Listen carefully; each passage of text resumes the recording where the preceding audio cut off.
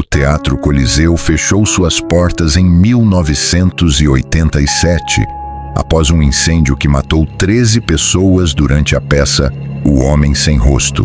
Mas na última sexta-feira de cada mês, as luzes ainda se acendem sozinhas e espectadores fantasmas aparecem nas poltronas de veludo vermelho. O segurança noturno, Jonas, jurou ter visto os atores originais ensaiando no palco incendiado. Eles não queimaram. Ele sussurrou antes de desaparecer. Eles aprenderam a virar fumaça. O que realmente aconteceu naquela noite de 1987? Por que os fantasmas ensaiam a mesma peça há 35 anos? Após o desaparecimento de Jonas, sua caderneta foi encontrada nos fundos do teatro.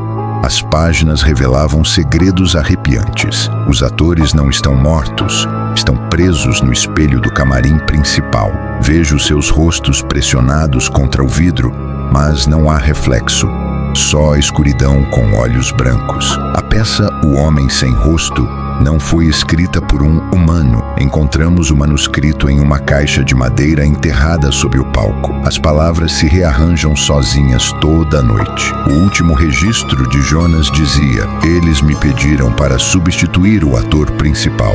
O espelho está me chamando.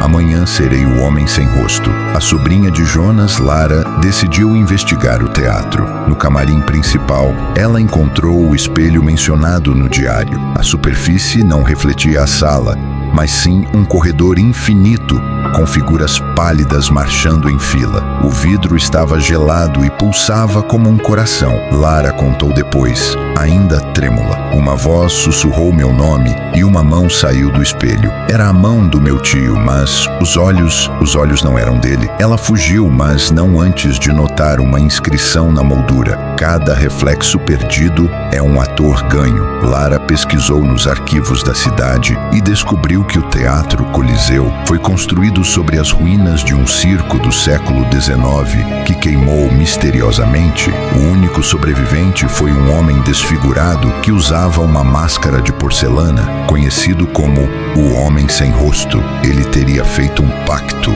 Em troca de vingança, sua alma se fundiria com o próprio teatro. Desde então, qualquer pessoa que desaparece no local se torna parte do elenco fantasma, condenada a repetir a peça pela eternidade. O pior, Lara percebeu que o Homem Sem Rosto agora tem os olhos de seu tio Jonas. Lara voltou ao teatro determinada a libertar o tio. No palco, os fantasmas dos atores encenavam o Homem Sem Rosto, e Jonas agora estava entre eles, com os mesmos olhos brancos. O espelho do camarim quebrou sozinho, liberando uma névoa escura que formou a silhueta do Homem Sem Rosto. Ele sussurrou: "Todo teatro precisa de um público. Fique e seu tio vai embora." Lara percebeu a armadilha. O teatro se alimenta de espectadores. Se ela fugisse, Jonas ficaria preso para sempre. Se ficasse, se tornaria mais uma alma prisioneira. Ela fez sua escolha. Enquanto Lara enfrentava a escolha impossível no palco, uma idosa surgiu da plateia escura. Era Madame Rostova, a única sobrevivente do incêndio original de 1952, que todos achavam estar morta. "O Homem Sem Rosto não é um só", ela revelou, suas mãos trêmulas segurando um contrato amarelado. "É uma legião de almas sem identidade que o teatro consome. Seu tio assinou seu nome em sangue no espelho, mas todo o contrato tem uma brecha." Ela explicou que o teatro não queima pessoas, mas sim suas memórias e identidades. Jonas ainda poderia ser salvo se alguém oferecesse uma memória poderosa o suficiente para comprar sua liberdade. Madame Rostova levou Lara até os subterrâneos do teatro, onde centenas de espelhos quebrados guardavam memórias roubadas. Em um deles, Lara viu seu próprio rosto. Era a memória do dia em que seu pai a abandonou, que o teatro havia roubado anos antes. "Para salvar Jonas, você deve oferecer sua memória mais preciosa", a idosa explicou. "Mas cuidado, sem ela, você pode se tornar como eles, um fantasma à procura de identidade." Lara hesitou. Sua memória mais preciosa era a última conversa com sua mãe antes dela morrer. perdê-la seria como perdê-la novamente. Enquanto decidia, os espelhos começaram a sangrar. Lara tocou o espelho e ofereceu sua memória. O teatro rugiu de satisfação, enquanto o rosto de sua mãe se desvanecia de sua mente para sempre. Jonas caiu no chão, liberto. Mas agora era Lara quem sentia o vazio da identidade perdida. Rápido, Madame Rostova gritou. Enquanto o teatro digere sua oferta, podemos quebrar o ciclo. Ela revelou que o verdadeiro coração do teatro não era o palco, mas o espelho do camarim, um portal para onde todas as almas presas eram mantidas. Ao quebrarem o espelho do camarim, Lara e Jonas descobriram que o homem sem rosto era, na verdade, o fundador do teatro, Silas Coliseu, que havia feito um pacto há 200 anos para conseguir fama eterna. Seu rosto não era desfigurado, ele literalmente não tinha rosto, apenas um vazio que se alimentava de identidades alheias. Todo mundo quer ser lembrado, a entidade sussurrou com vozes sobrepostas. Enquanto Lara enfrentava a oferta de Silas, Madame Rostova encontrou um livro antigo, escondido atrás do espelho quebrado. Era o diário do primeiro ator que o teatro consumiu, Elijah Van Holt, de 1893. O teatro não é o vilão, lia-se nas páginas amareladas. Ele também é prisioneiro. Silas o construiu sobre um cemitério de artistas de rua, e suas almas o amaldiçoaram. O teatro apenas obedece à maldição. Elijah revelava que havia uma maneira de quebrar o ciclo, encontrar o espelho verdadeiro, que não refletia aparências, mas sim almas. O diário de Elijah levou Lara e Jonas a um alçapão escondido sob o palco principal.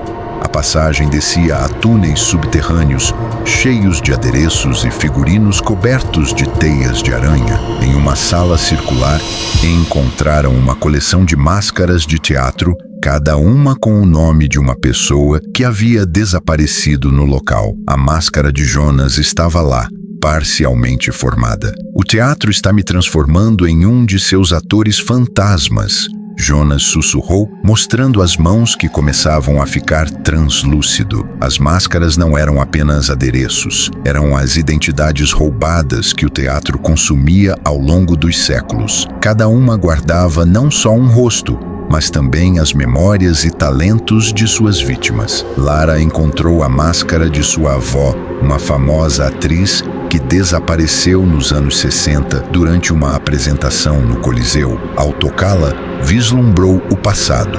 Sua avó fazendo o mesmo pacto que Silas lhe oferecera, trocando seu rosto pela chance de ser eternamente lembrada. O teatro não era um monstro, era um espelho da vaidade humana. A máscara da avó de Lara continha uma mensagem escondida. Quando vierem por você, quebre o terceiro espelho à direita do camarim. Lá está a verdade que Silas esconde. Ao seguirem as instruções, descobriram que o tal espelho não refletia nada. Era uma porta para o Sanctum Sanctorum do teatro, onde Silas guardava sua própria humanidade roubada. Dentro do Sanctum, encontraram centenas de frascos contendo pedaços de alma, incluindo o da avó de Lara. Silas os esperava no Sanctum, seu vazio facial mais aterrorizante do que nunca. Por que resistem? Suas múltiplas vozes ecoaram. A imortalidade que ofereço é o que todo artista deseja. Ele revelou que Lara tinha sangue de teatro nas veias. Sua avó não foi vítima, mas sim cúmplice. Juntas, elas construíram um império de espelhos quebrantados. Agora era a vez de Lara assumir o legado familiar. Lara se lembrou. Ela cresceu nos corredores do teatro. Sua avó a ensinava os segredos dos espelhos e como alimentá-los com memórias. O desaparecimento da avó não foi um acidente. Foi uma passagem de poder. O incêndio de 1987, Lara estivera lá. Tinha apenas 8 anos, mas ajudou a avó a acender os fósforos. Tudo para criar uma lenda que alimentaria o teatro por décadas. Jonas olhou para ela, horrorizado. Você sabia de tudo? ela poderia devolver as memórias de Jonas e curar sua translucidez. Tudo o que precisava fazer era aceitar seu destino e sacrificar outra alma em seu lugar. Madame Rostova revelou ser a primeira vítima do teatro, uma atriz que Silas traiu em 1895. Ela suplicou que Lara quebrasse o ciclo. Lara estava dividida entre o sangue e a consciência.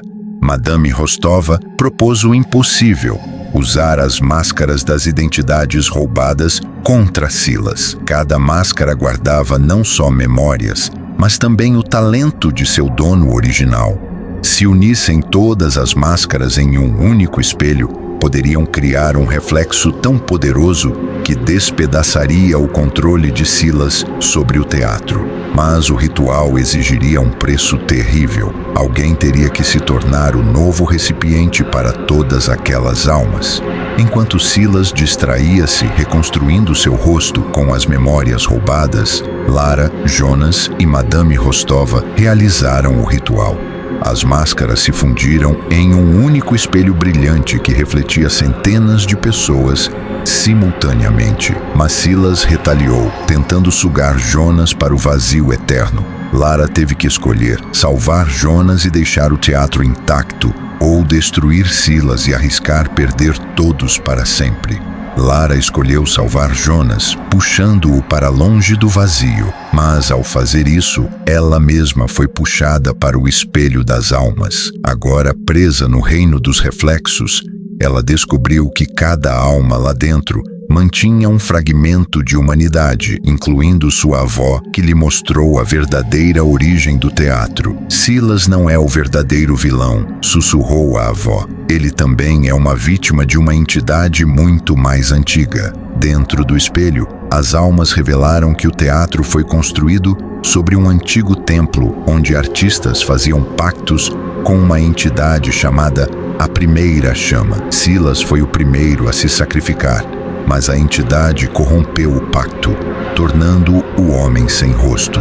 A única maneira de quebrar a maldição era encontrar o contrato original, escondido nos alicerces do teatro, e queimá-lo com fogo puro. Jonas e Madame Rostova desceram até as fundações do teatro, onde encontraram uma câmara secreta com paredes cobertas por nomes em sangue. No centro, o contrato original estava guardado dentro de um baú feito de ossos. Ao abri-lo, foram atacados por sombras que Silas deixara como guardiãs. Madame Rostova sacrificou-se para dar tempo a Jonas de pegar o contrato. Com o contrato em mãos, Jonas precisava de ajuda para queimá-lo. Ele fez um pacto temporário com as almas do espelho. Libertaria Lara em troca de sua ajuda no ritual. As almas concordaram, mas avisaram: Lara não voltaria inteira. Parte dela ficaria para sempre ligada ao teatro. Lara emergiu do espelho, mas agora carregava ecos de todas as almas que lá estavam presas.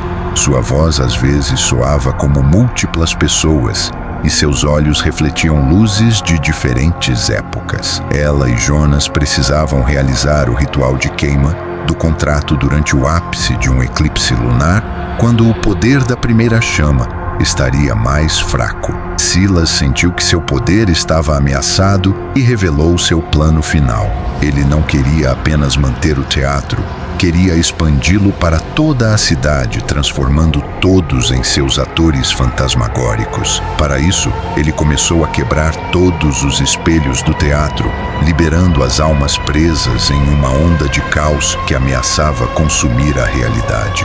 Durante o eclipse, Lara e Jonas enfrentaram Silas no palco principal.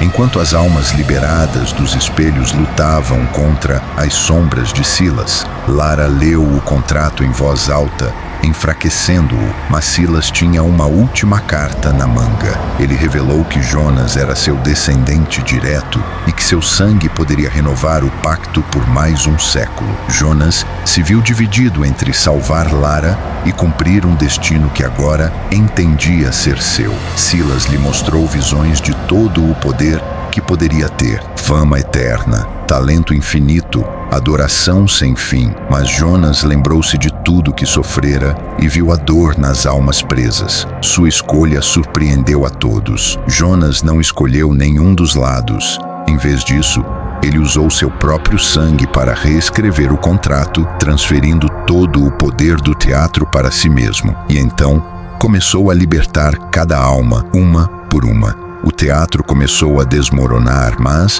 Lara percebeu que Jonas estava se sacrificando para destruir a maldição de uma vez por todas. Conforme Jonas começou a libertar as almas, as máscaras no santuário ganharam vida própria. Cada uma delas se materializou em uma forma fantasmagórica, representando o talento e a essência de seu dono original. Juntas, elas formaram um exército de artistas fantasmas, prontos para confrontar Silas. Nós fomos suas vítimas por séculos, sussurrou a máscara de um poeta do século XIX.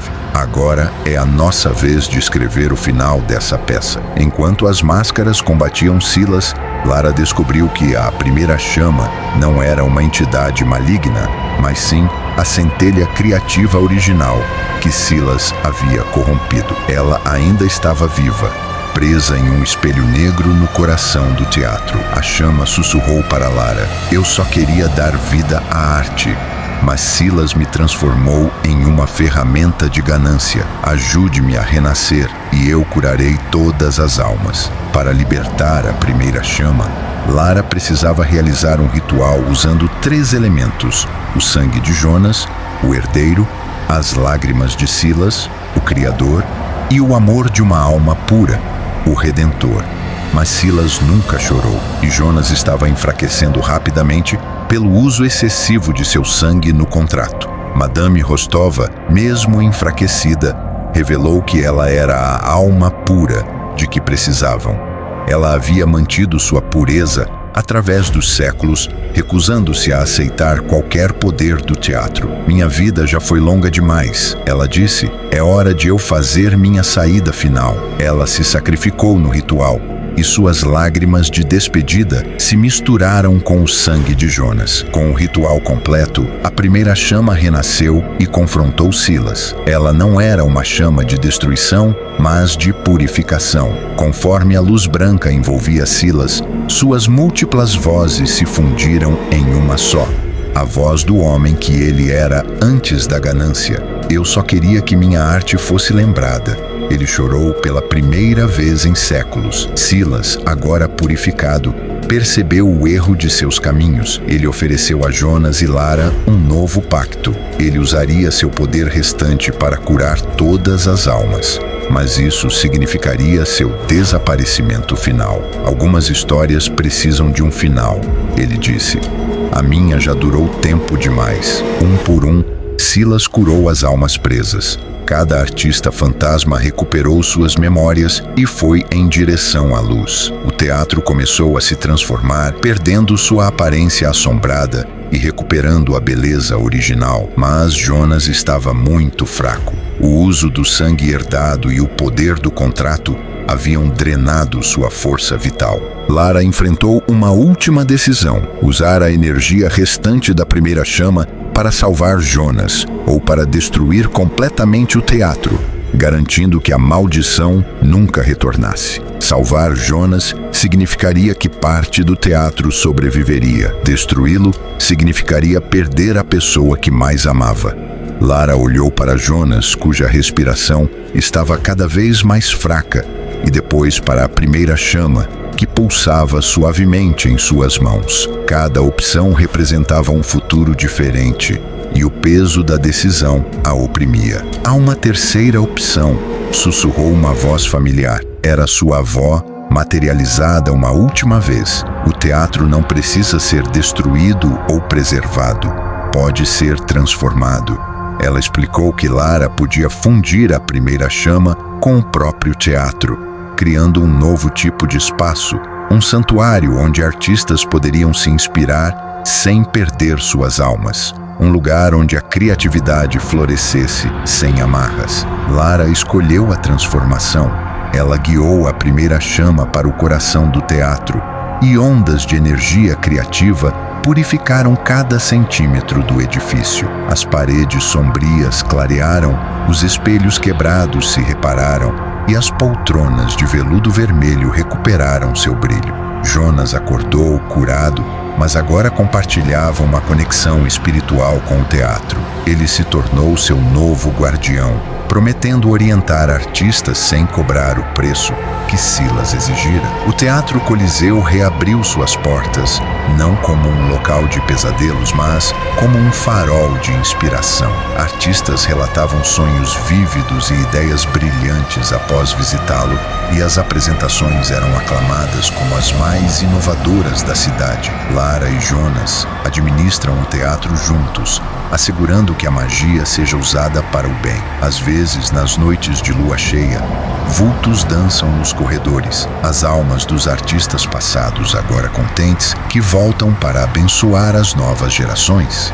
Quanto a Silas, sua essência foi integrada à própria estrutura do teatro.